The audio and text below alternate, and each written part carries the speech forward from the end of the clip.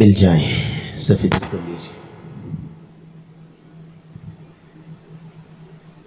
الله أكبر.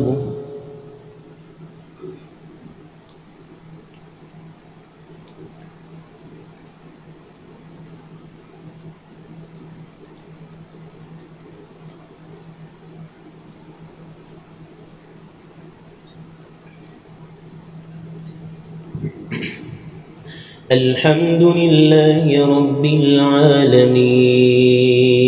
الرحمن الرحيم مالك يوم الدين إياك نعبد وإياك نستعين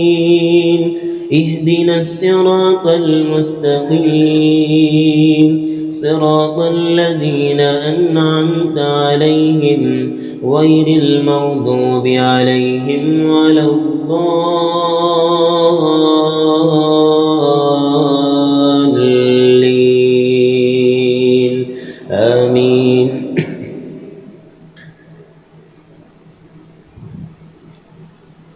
ويوم نبعث من كل أمة شهيدا ثم لا يؤذن للذين كفروا ولا هم يستعتبون. وإذا رأى الذين ظلموا العذاب فلا يخفف عنهم ولا هم ينذرون. وإذا رأى الذين أشركوا شركاءهم قالوا ربنا هؤلاء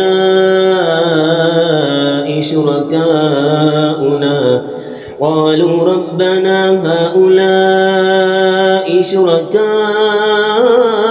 الذين كنا ندعو من دونك فألقوا إليهم القول إنكم لكاذبون. وألقوا إلى الله يومئذ السلم وضل عنهم ما كانوا يفترون. الذين كفروا وصدوا عن سبيل الله زدناهم عذابا فوق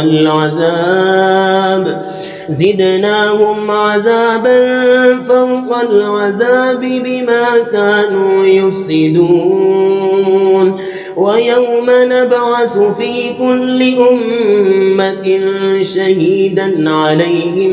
من أنفسهم وجئنا بك شهيدا على هؤلاء ونزلنا عليك الكتاب تبيانا لكل شيء وهدى ورحمة وبشرى للمسلمين. إن الله يأمر بالعدل والإحسان وإيتاء ذي القربى وينهى عن الفحشاء والمنكر والبغي يعظكم لعلكم تذكرون. وأوفوا بعهد الله إذا عاهدتم ولا تنقضوا الأيمان بعد توكيدها وقد جعلتم الله عليكم كفيلا إن الله يعلم ما تفعلون. ولا تكونوا كالتي نقضت غزلها من بعد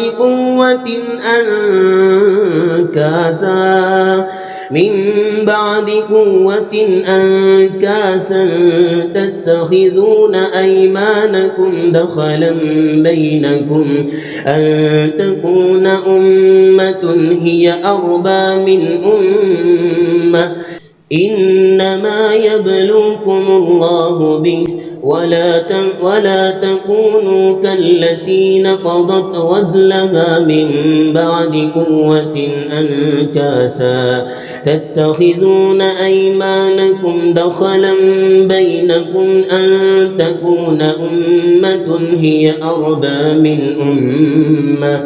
إنما يبلوكم الله به وليبينن لكم يوم القيامة ما كنتم فيه تختلفون ولو شاء الله لجعلهم أمة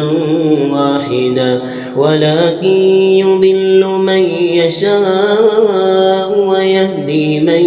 يشاء ولتسألن يوم القيامة عما كنتم تعملون ولتسألن عما كنتم تعملون ولا تتخذوا أيمانكم دخلا بينكم فتزل قدم بعد ثبوتها وتذوقوا السوء بما صددتم عن سبيل الله ولكم عذاب عظيم ولا تشتروا بعهد الله ثمنا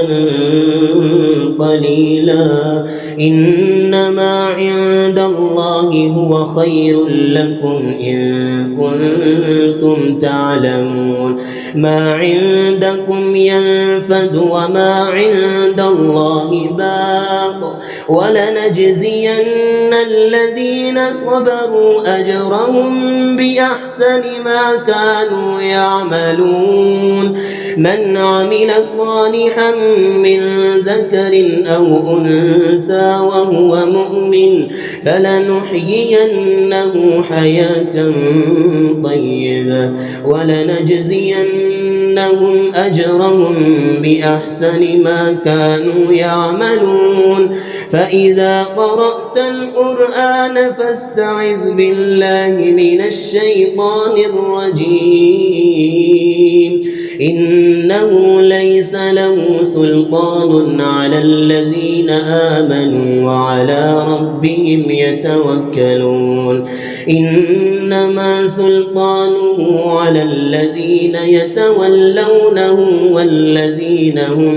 به مشركون وإذا بدلنا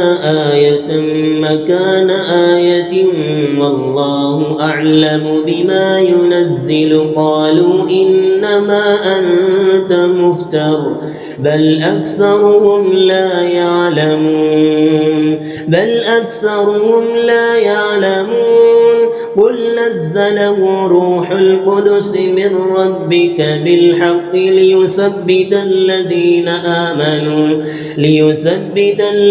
آمنوا وهدى وبشرى للمسلمين ولقد نعلم أنهم يقولون إنما يعلمه بشر لسان الذي يلحدون إليه أعجمي وهذا لسان عربي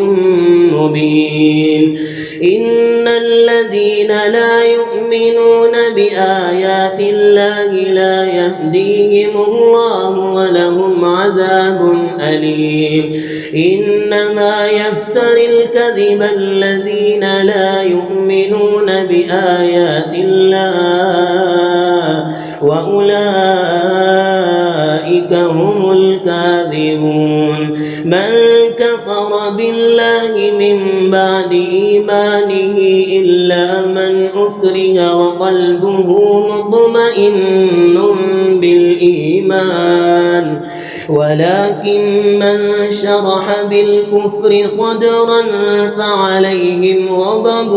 من الله ولهم عذاب عظيم ذلك بأنهم استحبوا الحياة الدنيا على الآخرة وأن الله لا يهدي القوم الكافرين أولئك الذين طبع الله على قلوبهم وسمعهم وأبصارهم وأولئك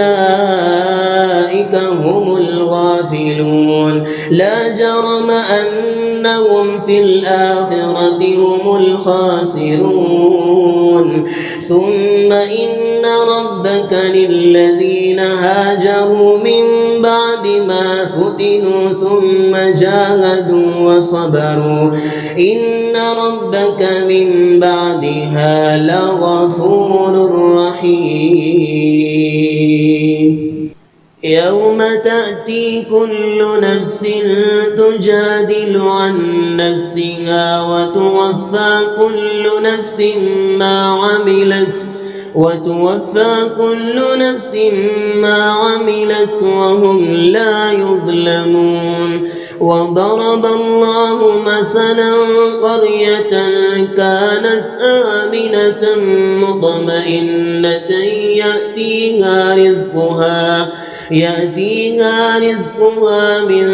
يأتيها رزقها رغدا من كل مكان فكفرت بأنعم الله فأذاقها الله لباس الجوع والخوف بما كانوا يصنعون ولقد جاءهم رسول منهم فكذبوا فأخذهم العذاب وهم ظالمون فكلوا مما رزقكم الله حلالا طيبا واشكروا نعمة الله إن كنتم إياه تعبدون إنما حرم عليكم الميتة والدم ولحم الخنزير وما أهل لغير الله به فمن اضطر غير باغ ولا عاد فإن الله غفور رحيم ولا تقولوا لما تصف ألسنتكم الكذب هذا حلال وهذا حرام لتفتروا على الله الكذب إن الذين يفترون على الله الكذب لا يفلحون متاع قليل ولهم عذاب أليم وعلى الذين هادوا حرمنا ما قصصنا عليك من قبل وما ظلمناهم ولكن كانوا أنفسهم يظلمون ثم إن ربك للذين عملوا السوء بجهالة ثم تابوا من بعد ذلك وأصلحوا إن ربك من بعدها لغفور رحيم إن إبراهيم كان أمة قانتا لله حنيفا وما كان من المشركين إن إبراهيم كان أمة قانتا لله حنيفا ولم يك من المشركين شاكرا لأنعمه اجتباه وهداه إلى صراط مستقيم وآتيناه أجره في الدنيا وإنه في الآخرة لمن الصالحين ثم أوحينا إليك أن اتبع ملة إبراهيم حنيفا وآتيناه أجره في الدنيا وإنه في الآخرة لمن الصالحين وآتيناه في الدنيا حسنة وإنه في الآخرة لمن الصالحين ثم أوحينا أوحينا إليك أن اتبع ملة إبراهيم حنيفا وما كان من المشركين إنما جعل السبت على الذين اختلفوا فيه وإن ربك ليحكم بينهم يوم القيامة فيما كانوا فيه يختلفون ادع إلى سبيل ربك بالحكمة والموعظة الحسنة وجادلهم بالتي هي أحسن إن ربك هو أعلم بمن ضل عن سبيله وهو أعلم بالمهتدين وإن عاقبتم فعاقبوا بمثل ما عوقبتم ولئن صبرتم لهو خير للصابرين واصبر وما صبرك إلا بالله ولا تحزن عليهم ولا تك في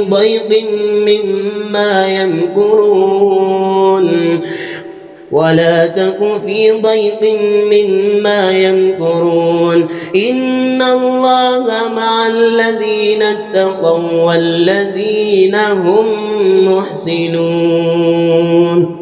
بسم الله الرحمن الرحيم سبحان الذي أسرى بعبده ليلا من المسجد الحرام إلى المسجد الأقصى الذي باركنا حوله لنريه من آياتنا إنه هو السميع البصير وآتينا موسى الكتاب وجعلناه هدى لبني إسرائيل ألا تتخذوا من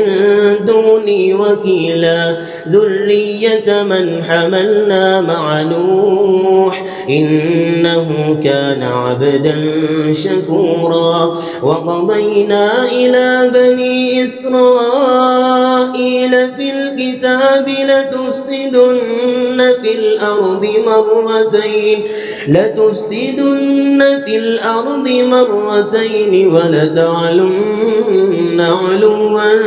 كبيرا فإذا جاء وعد أولاهما بعثنا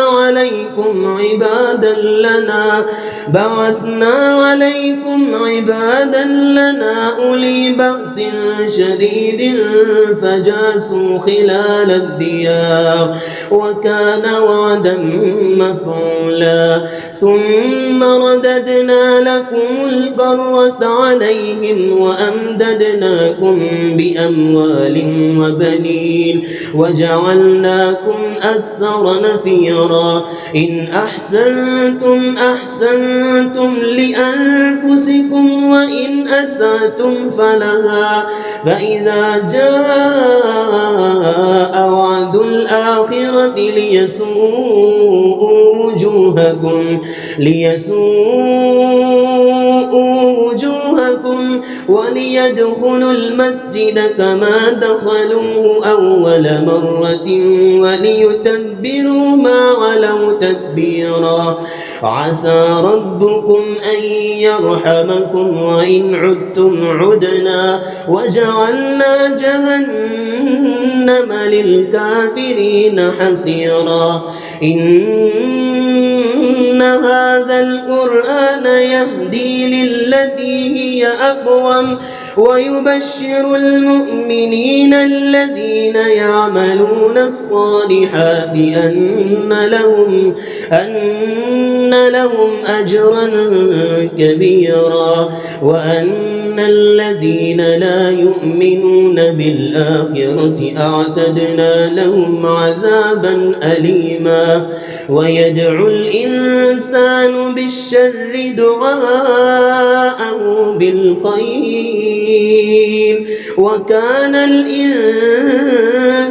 عجولا وجعلنا الليل والنهار والنهار آيتين فمحونا آية الليل وجعلنا آية النهار مبصرة لتبتغوا فضلا من ربكم ولتعلموا عدد السنين والحساب وكل شيء فصلناه تفصيلا وكل إنسان ألزمناه طائره في عنقه ونخرج له يوم القيامة كتابا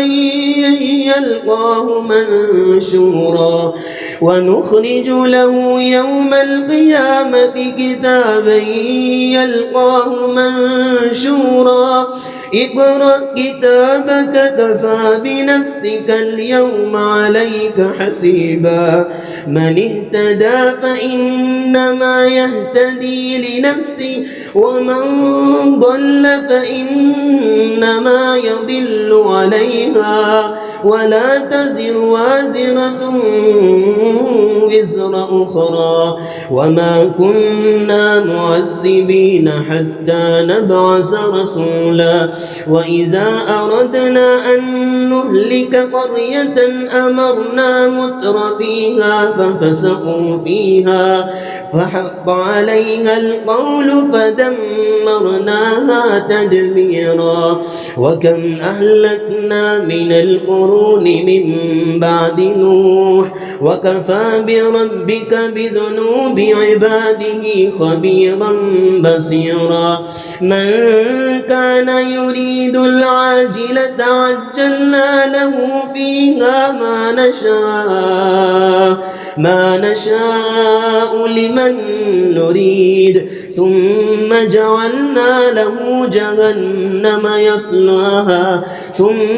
جعلنا له جهنم يصلاها مذموما مدحورا ومن أراد الآخرة وسعى لها سعيها وهو مؤمن فأولئك كان سعيهم مشكورا كلا نمد هؤلاء وهؤلاء من عطاء ربك وما كان عطاء ربك محظورا انظر كيف فضلنا بعضهم على بعض وللآخرة أكبر درجات وأكبر تفضيلا لا تجعل مع الله إلها آخر فتقعد مذموما مخذولا وقضى ربك ألا تعبدوا إلا إياه وبالوالدين إحسانا إما يبلغن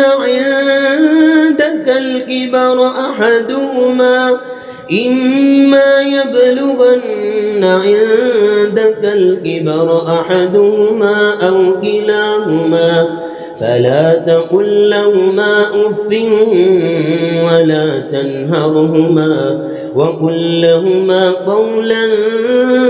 كريما واخفض لهما جناح الذل من الرحمة وقل رب ارحمهما كما ربياني صغيرا ربكم أعلم بما في نفوسكم إن تكونوا صالحين فإنه كان للأوابين غفورا وآت ذا القربى حقه والمسكين وابن السبيل ولا تبذر تبذيرا إن المبذرين كانوا إخوان الشياطين وكان الشيطان لربه كفورا وإما تعرضن عنهم ابتغاء رحمة من ربك ترجوها فقل لهم قولا ميسورا ولا تجعل يدك مغلولة إلى عنقك ولا تبسطها كل البسط فتقعد ملوما محسورا إن ربك يبسط الرزق لمن يشاء ويقدر إنه كان بعباده خبيرا بصيرا ولا تقتلوا أولادكم خشية إملاق نحن نرزقهم وإياكم إن قتلهم كان خطأ كبيرا ولا تقربوا الزنا إنه كان فاحشة وساء سبيلا ولا تقتلوا النفس التي حرم الله إلا بالحق ومن قتل مظلوما فقد جعلنا لوليه سلطانا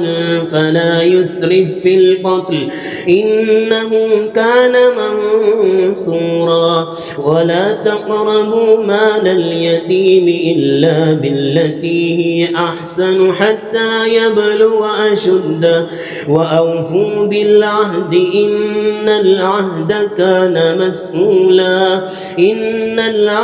كان مسؤولا وأوفوا الكيل إذا كلتم وزنوا بالقسطاس المستقيم ذلك خير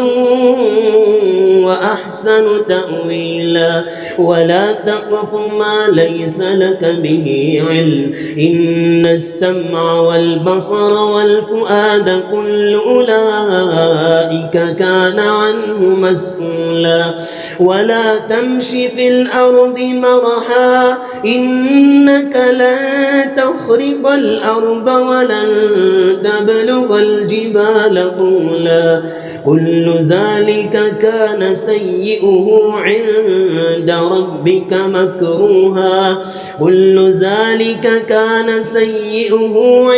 ربك مكروها ذلك مما أوحى إليك ربك من الحكمة ولا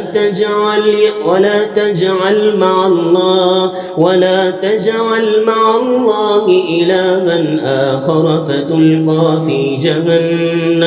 فتلقى في جهنم ملوما مدحورا أفأصفاكم ربكم بالبنين واتخذ من الملائكة إناثا إنكم لتقولون قولا عظيما ولقد صرفنا في هذا القرآن ليذكروا وما يزيدهم إلا نفورا قل لو كان معه آلهة كما يقولون إذا لابتغوا إلى ذي العرش سبيلا سبحانه وتعالى عما يقولون علوا كبيرا تسبح له السماوات السبع والأرض ومن فيهن وإن من شيء إلا يسبح بحمده ولكن لا تفقهون تسبيحهم إنه كان حليما غفورا وإذا قرأت القرآن جعلنا بينك وبين الذين لا يؤمنون بالآخرة حجابا مستورا وجعلنا على قلوبهم أكنة أن يفقهوه وفي آذانهم وقرا وإذا ذكرت ربك في القرآن وحده ولوا على أدبارهم نفورا نحن أعلم بما يستمعون به إذ يستمعون إليك وإذ هم نجوى إذ يقول الظالمون إن تتبعون إلا رجلا مسحورا انظر كيف ضربوا لك الأمثال فضل فلا يستطيعون سبيلا وقالوا أإذا كنا عظاما ورفاتا أإنا لمبعوثون خلقا جديدا قل كونوا حجارة أو حديدا أو خلقا مما يكبر في صدوركم فسيقولون من يعيدنا قل الذي فطركم أول مرة فسينغضون إليك رؤوسهم ويقولون متاه قل عسى أن يكون قريبا يوم يدعوكم فتستجيبون بحمده وتظنون إن لبثتم إلا قليلا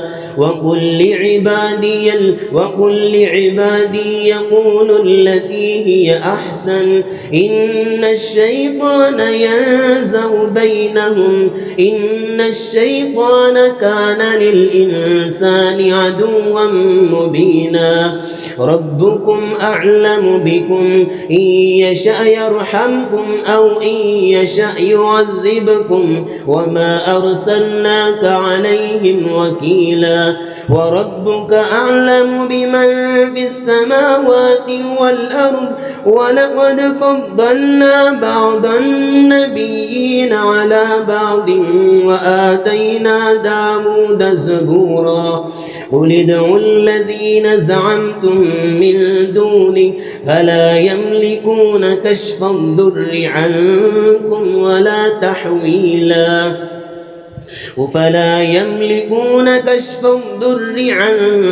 ولا تحويلا أولئك الذين يدعون يبتغون إلى ربهم الوسيلة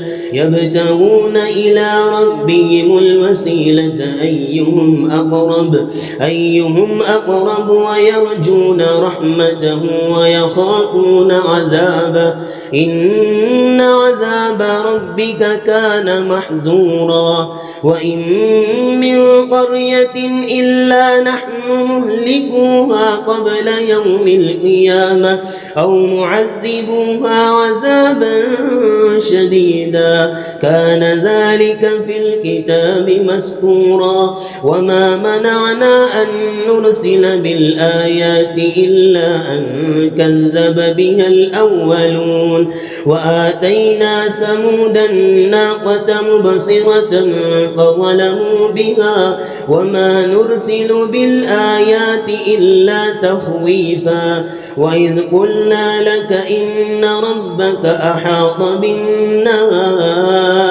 وما جعلنا الرؤيا التي أريناك إلا فتنة للناس والشجرة الملعونة في القرآن ونخوفهم فما يزيدهم إلا طغيانا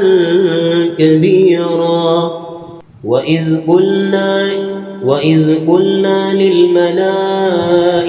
اسجدوا لآدم فسجدوا إلا إبليس قال أأسجد لمن خلقت طينا قال أرأيتك هذا الذي كرمت علي لئن أخرتني إلى يوم القيامة لأحتنكن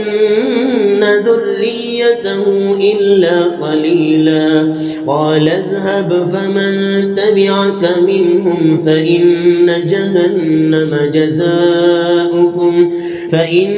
جهنم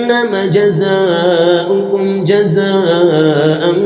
موفورا واستفزز من استطعت منهم بصوتك وأجلب عليهم بخيلك ورجلك وشاركهم في الأموال والأولاد وعدهم وما يعدهم الشيطان إلا غرورا إن عبادي ليس لك عليهم سلطان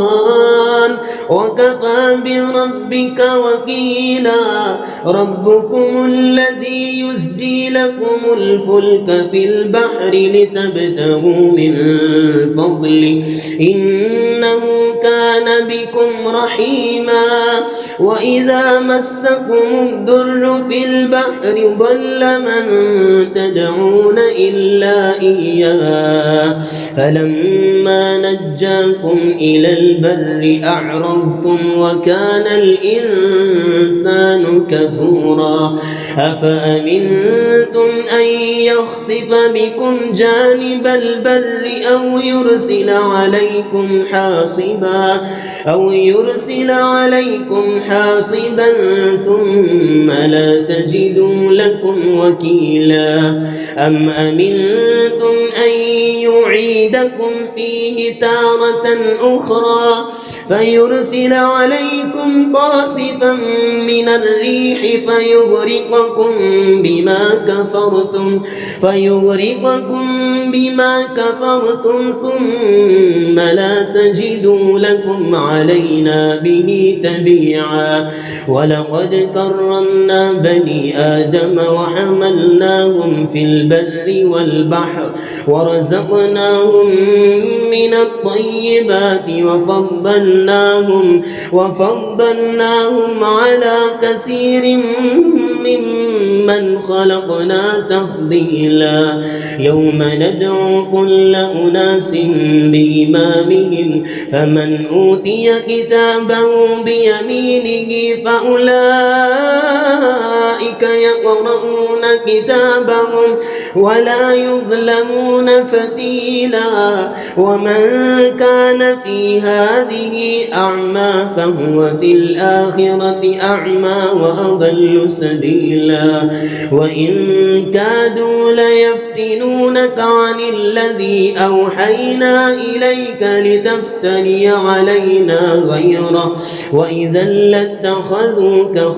وإذا لاتخذوك خليلا ولولا أن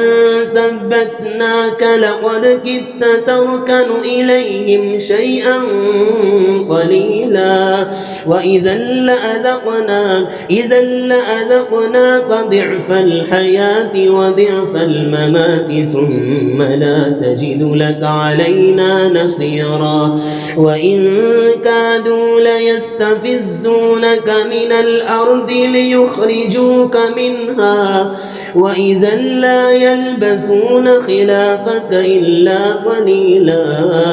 سنة من قد أرسلنا قبلك من رسلنا ولا تجد لسنتنا تحويلا أقم الصلاة لدلوك الشمس إلى غسق الليل وقرآن الفجر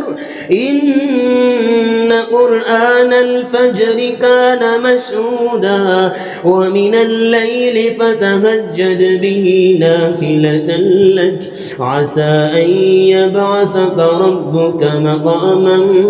محمودا وقل رب أدخلني مدخل صدق وأخرجني مخرج صدق واجعل لي من لدنك سلطانا نصيرا وقل جاء الحق وزاق الباطل إن الباطل كان زهوقا وننزل من القرآن ما هو شفاء ورحمة للمؤمنين ولا يزيد الظالمين إلا خسارا وإذا أنعمنا على الإنسان أعرض ونأى بجانبه وإذا مسه الشر كان يئوسا قل كل يعمل على شاكلته فربكم أعلم بمن هو أهدى سبيلا ويسألونك عن الروح قل الروح من أمر ربي وما أوتيتم من العلم إلا قليلا ولئن شئنا لنذهبن بالذي أوحينا إليك ثم لا تجد لك به علينا وكيلا إلا رحمة من ربك إن فضله كان عليك كبيرا. قل لئن اجتمعت الإنس والجن على أن يأتوا بمثل هذا القرآن لا يأتون بمثله ولو كان بعضهم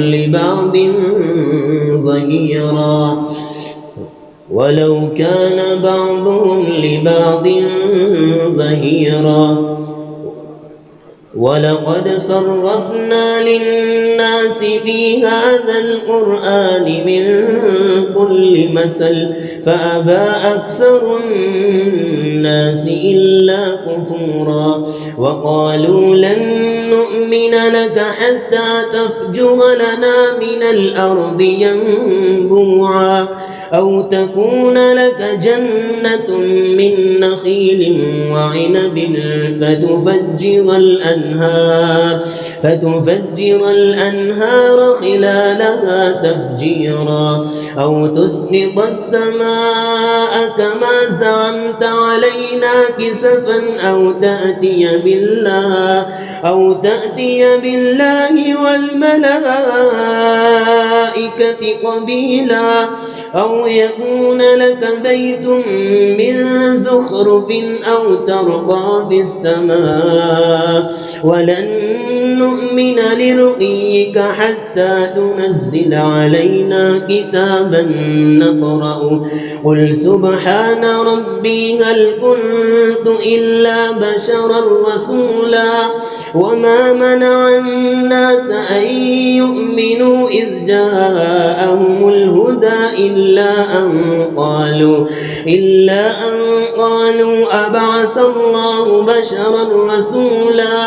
قل لو كان في الأرض ملائكة يمشون مطمئنين لنزلنا عليهم من السماء ملكا رسولا. قل كفى بالله شهيدا بيني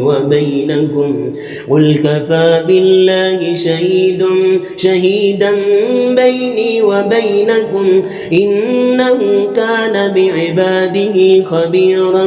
بصيرا. ومن يهد الله فهو المهتد ومن يضلل فلن تجد لهم أولياء من دونه ونحشرهم يوم القيامة على وجوههم عميا وبكما وصما مأواهم جهنم كلما خبت زدناهم سعيرا. ذلك جزاؤهم بأنهم كفروا بآياتنا وقالوا أئذا كنا عظاما ورفاتا أئنا لمبعوثون خلقا جديدا. أولم يروا أن الله الذي خلق السماوات والأرض قادر على أن يخلق مثلهم وجعل لهم أجلا لا ريب فيه فأبى الظالمون إلا كفورا. قل لو أنتم تملكون خزائن رحمة ربي إذا لأمسكتم خشية الإنفاق وكان الإنسان قتورا. ولقد آتينا موسى 9 آيات بينات فاسأل بني إسرائيل إذ جاءهم فقال له فرعون إني لأظنك يا موسى مسحورا.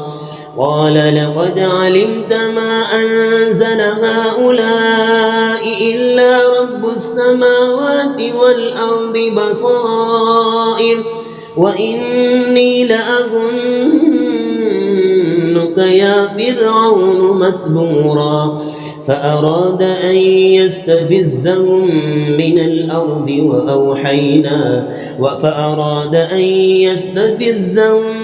من الأرض فأغرقناه ومن معه جميعا. وقلنا من بعده لبني إسرائيل اسكنوا الأرض فإذا جاء وعد الآخرة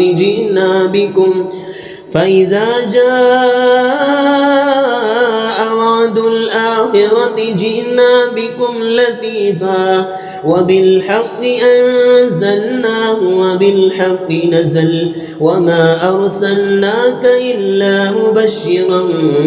ونذيرا وقرآنا فرقناه لتقرأه على الناس على مكث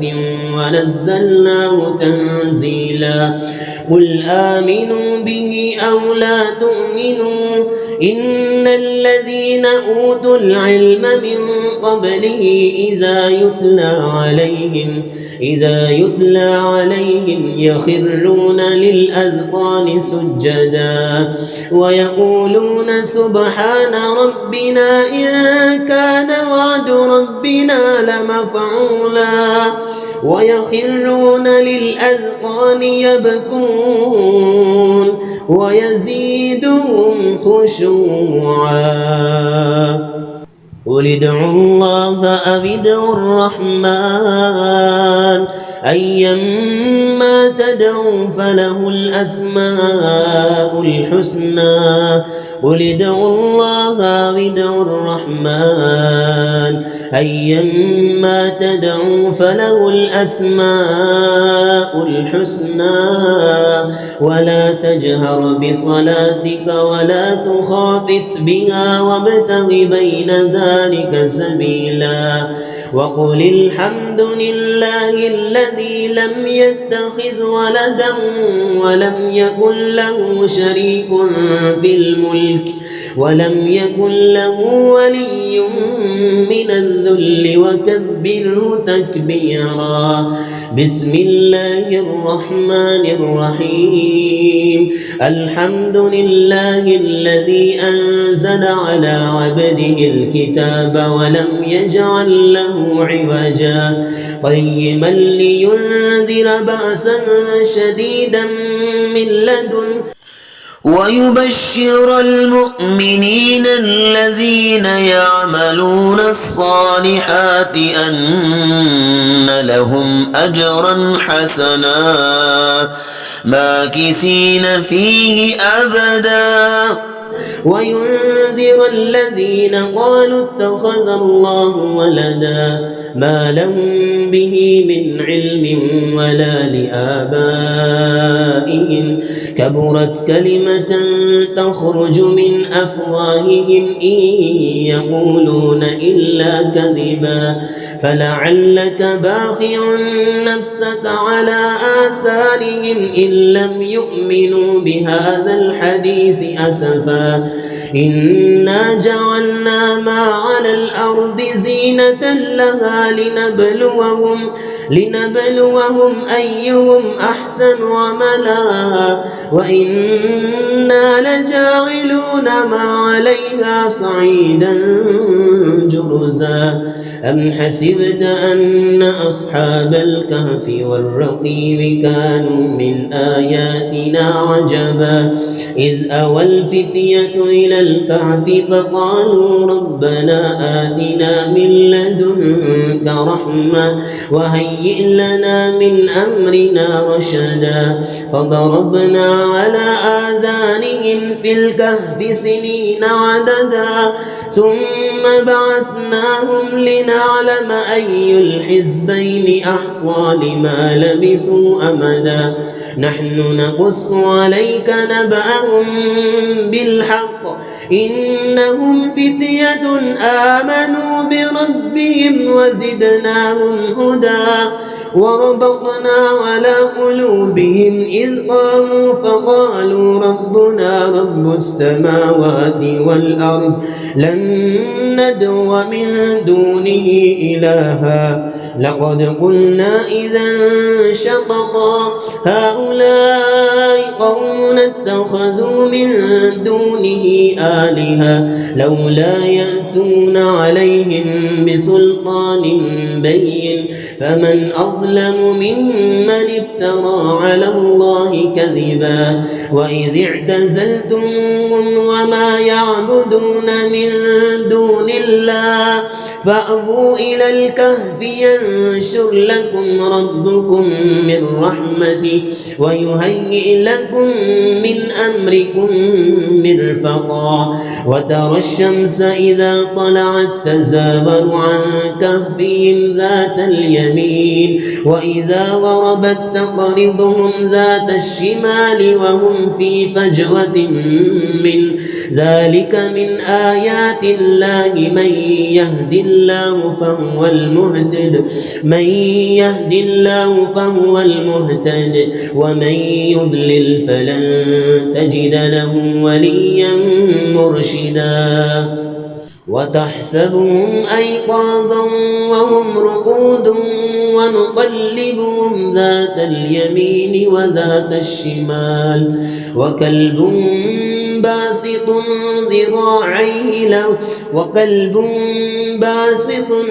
ذراعيه بالوصيد لو اطلعت عليهم لوليت منهم فرارا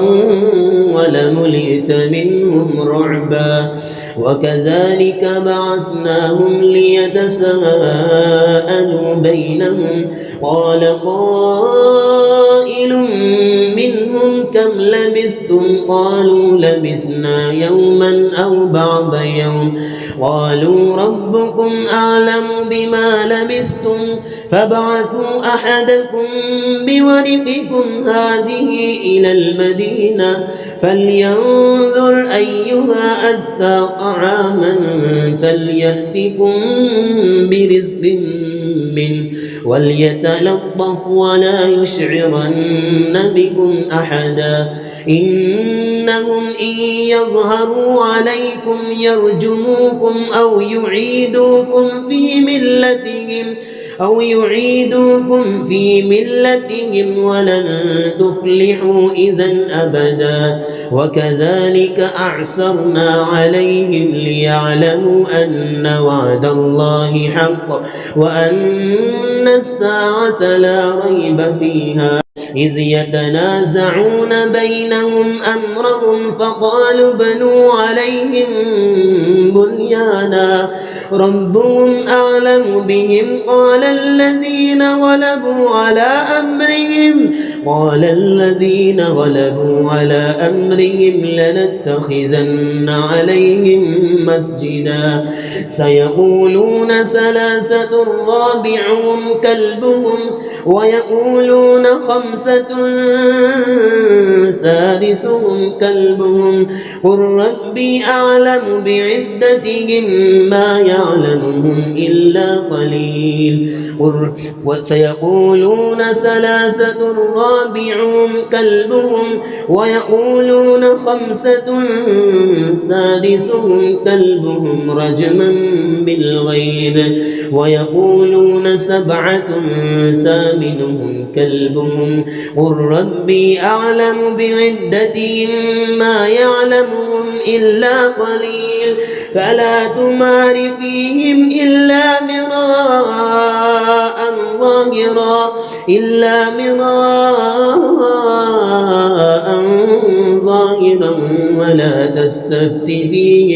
ولا تستفت فيهم منهم أحدا ولا تقولن لشيء إني فاعل ذلك غدا إلا أن يشاء الله واذكر ربك إذا نسيت وقل عسى أن يهديني ربي لأقرب من هذا رشدا ولبثوا في كهفهم 300 سنين وازدادوا 9 قل الله أعلم بما لبثوا له غيب السماوات والأرض أبصر به وأسمع ما لهم من دونه من ولي ولا يشرك في حكمه أحدا واتل ما أوحي إليك من كتاب ربك لا مبدل لكلماته ولن تجد من دونه ملتحدا واصبر نفسك مع الذين يدعون ربهم بالغداة والعشي يريدون وجهه ولا تعد عيناك عنهم تريد زينة الحياة الدنيا ولا تطع من أغفلنا قلبه عن ذكرنا واتبع هواه وكان أمره فرطا وقل الحق من ربكم فمن شاء فليؤمن ومن شاء فليكفر إنا أعتدنا للظالمين نارا أحاط بهم سرادقها وإن يستغيثوا يغاثوا بماء كالمهل يشوي الوجوه بئس الشراب وساءت مرتفقا إن الذين آمنوا وعملوا الصالحات إنا لا نضيع أجر من أحسن عملا أولئك لهم جنات عدن تجري من تحتهم الأنهار يحلون فيها من أساور من ذهب